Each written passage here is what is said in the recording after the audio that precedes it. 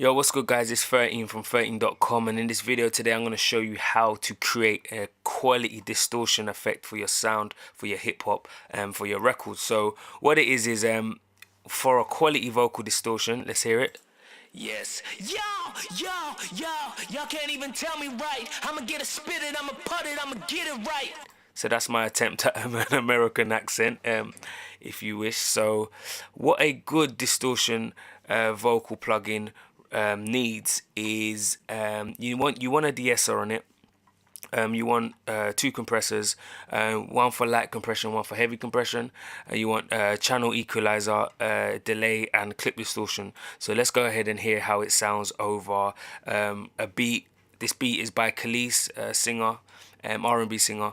The distortion effect is heavily on her record Caught Out There, produced by the Neptune. So I'm going to imitate her part of the record so you can get an idea and a feel for a quality distortion vocal plugin. So here we go.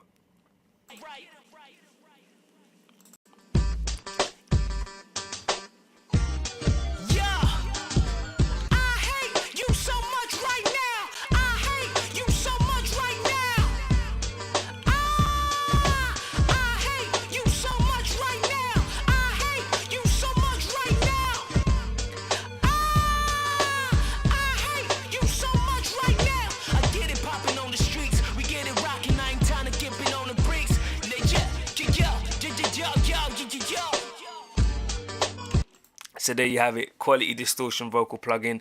Like I said, you're gonna need a de-esser, a compression, light compression, a heavy compression, a channel equalizer, a delay, and some clip distortion.